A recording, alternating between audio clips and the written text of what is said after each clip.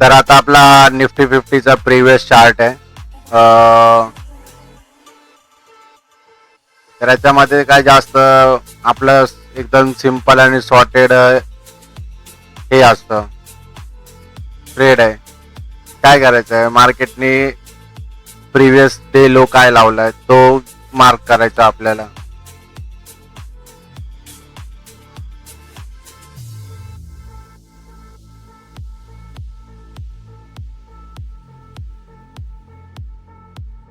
मार्केटचा previous day low आहे.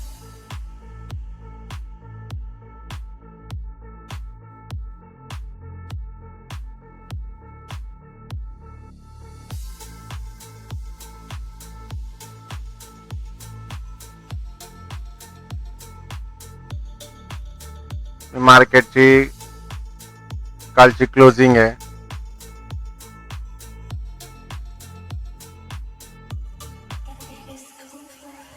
मार्केटचा डे हाय हा आहे ग्रीन कलर मध्ये. तर आता इथं बघितलं तर मार्केटची आजची ओपनिंग इकडे आहे. तर फिबोनाची घ्यायचा आपला.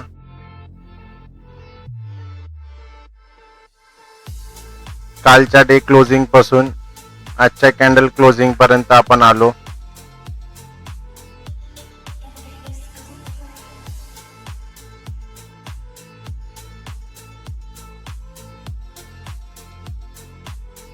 तर हा आपल्याला 0.5 चा गोल्डन झोन भेटतोय.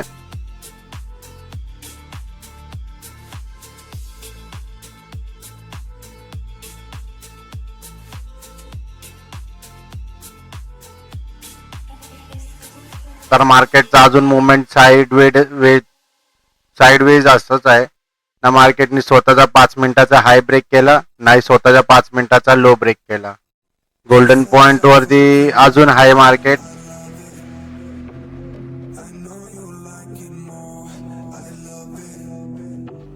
तर आता आपण बघूयात अजून मार्केट काय मूव देतोय.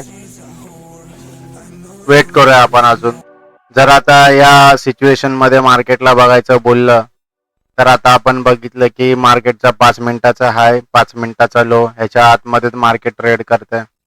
मग प्रिव्हियस सपोर्ट पासून प्रिव्हियस क्लोजिंग पासून पर्यंत तिथं आता आपण हे बघणार आहे याचा फिबोनाची लावून. तर फिबो मध्ये काय दिसतं आपल्याला की इथून क्लोजिंग पर्यंत आपण बघितलं आजच्या क्लोजिंग पर्यंत तर आपल्याला 5.0 चा गोल्डन झोन भेटला. आणि कालच्या क्लोजिंग पर्यंत आलं तर मार्केट 5.0 च्या क्लोजिंग वर ट्रेड करतंय. ठीक आहे. पण याच्यामध्ये एक बघायचं होतं मला, जेव्हा गोल्डन झोन मार्केटने रिव्हर्स मारला आणि एक कॅन्डल मध्ये चांगलासा क्लोज केला तर इथून 2 कॅन्डल अजून रेड बनल्या. पण या 2 कॅन्डल मधून जी ही दुसरी वाली कॅन्डल होती त्या कॅन्डलच्या इथे होती लिक्विडिटी.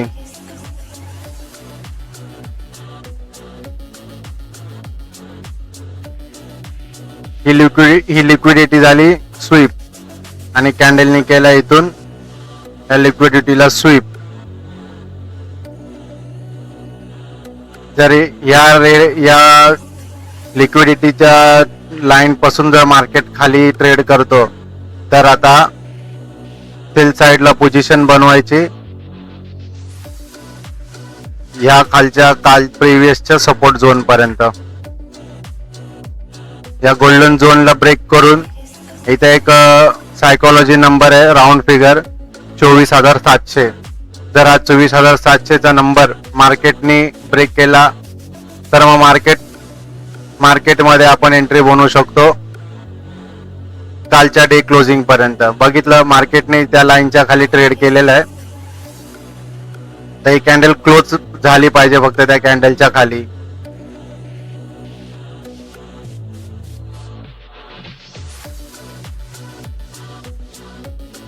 आपण एंट्री प्लॅन करून ठेवू शकतो.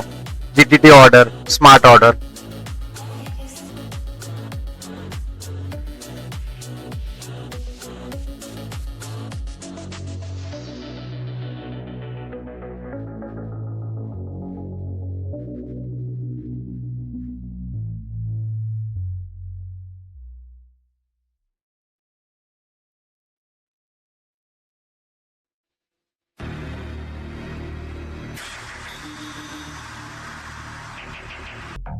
बघितलं मार्केटने कसं मॅन्युप्युलेट केलं.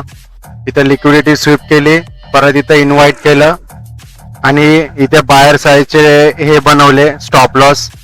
या कॅन्डलच्या लो खाली हॅमरच्या खाली सगळ्यांचे स्टॉप लॉस अवेलेबल असतातच. मार्केटने इकडे असं पण आपल्याला ट्रॅप केलं आणि एकदम एक झटक्यामध्ये अपोजिट मध्ये खाली त्यांचे स्टॉप लॉस खाऊन टाकले. आता मार्केटला मुवमेंट उरते इकडे. आता इथे पण बाहेर लोकांचे स्टॉप लॉस आहेत. हे पण स्टॉप लॉस जर हिट झाले इथले, मग मार्केट कन्फर्मेशन तर नाही 100% तर मी नाही बोलू शकत, पण मग मार्केट आपल्या टार्गेट पर्यंत मूव्ह करेल. कमीत कमी मार्केट 24,600 पर्यंत तरी येईलच.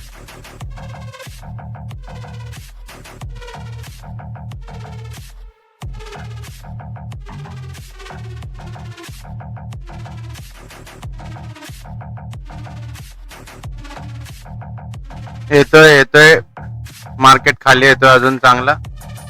या साईडला प्रीमियम पण आपल्या हिशोबाने जातोय. प्रीमियम पण मस्त मूव्ह करतोय, कॉलचा आणि पुटचा दोघाचा पण.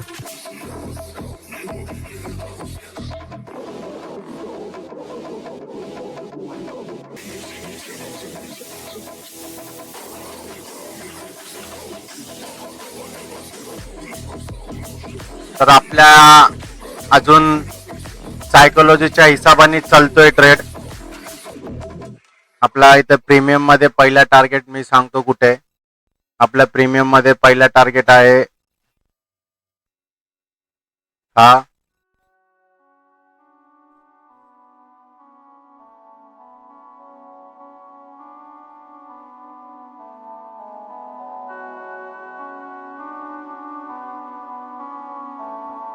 सॉरी इकडे हा आहे जो ऑलरेडी आपल्याला भेटलेला आहे पहिला टार्गेट. हा सेकंड टार्गेट. जास्त डोकं लावायची गरज नाही, फक्त डिसिप्लिन पाळायचं आणि सायकोलॉजीच्या बेसवरती ट्रेड केले ना आणि त्याच्यावरच प्रॅक्टिस करत राहिले तर सक्सेस आहे याच्यामध्ये.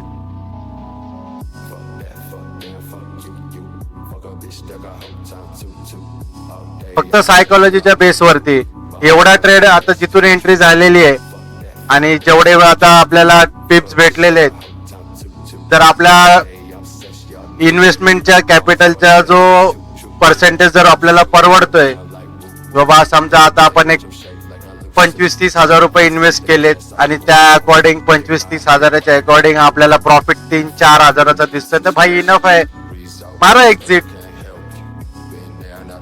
तुमची प्रॅक्टिस तोपर्यंत चांगली स्ट्रॉंग अजून मजबूत होत नाही तोपर्यंत असे छोटे छोटे प्रॉफिट घेऊन एक्झिट मारा. काय गरजेचं आहे पूर्ण टार्गेट घ्यायचंय आपल्याला की मला सगळंच खायचंय.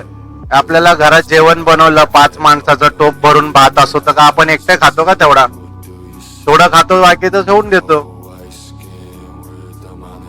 जेव्हा आपली भूक वाढेल तेव्हा खावा पोट भरून. पण ट्रेड करते वेळेस अभ्यास नॉलेज ठेवा पूर्ण. चाललो आपण आपल्या पूर्ण फेवर मध्ये आलो. आपलं टार्गेट 2 इकडे टच होते प्रीमियम पूर्ण. इथे पण आला तर मजा येऊन जाईल. आता इथे जे बाहेर बसले होते यांचे स्टॉप लॉस पण अवेलेबल इथे खाली आहेत, ते पण खाऊन टाकणार आता मार्केट. बस हे इथून एक्झिट होणार, प्रेशर लो होऊन जाणार. मग मार्केटला फास्ट मूव्ह केल्याशिवाय ऑप्शन नसतं, मग फास्ट मूव्ह भेटतो. हे घेतलं कॅन्डलच्या गॅप अप ओपनिंग, इथे पण प्रीमियमचा गॅप अप ओपनिंग भेटला. टार्गेट कम्प्लीट झाला आपला. इथे पण आपला टार्गेट कम्प्लीट झाला. टार्गेट कम्प्लीट केला आपण.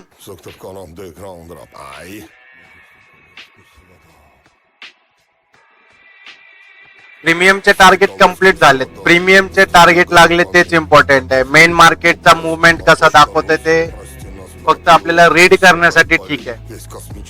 पण टार्गेट जर लावले आहेत तर आपण आपल्या प्रीमियमच्या टार्गेट वरती बघायचं. इंडियन मार्केट मध्ये तेच आपल्याला एंट्री एक्झिट साठी कामाला येतं. बघितलं एवढ्या वर्षाच्या एक्सपिरियन्स मध्ये मला एकच गोष्ट कळाली, मी चार्ट अनालिस्ट शिकून घेतलं, कॅन्डल स्टिक पॅटर्न काय असतात ते शिकून घेतलं, प्राइस ऍक्शन काय ते शिकून घेतलं.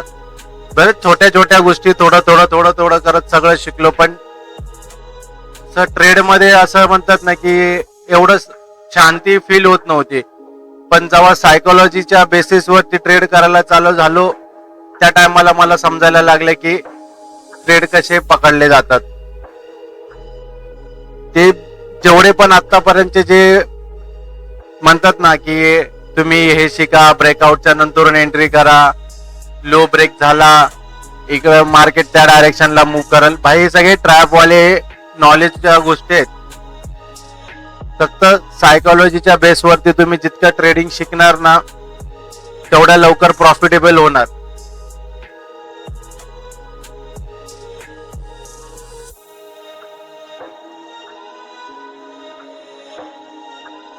तर आपले प्रीमियमचे टार्गेट डन झाल्यामुळं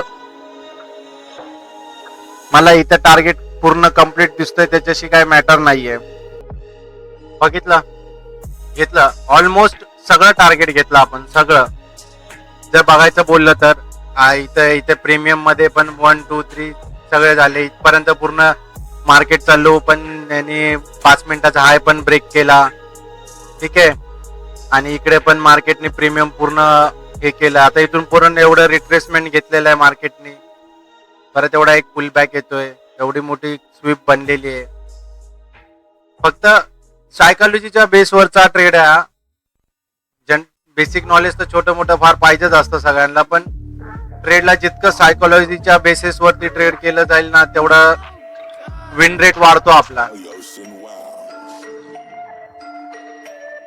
कीप ट्रेडिंग.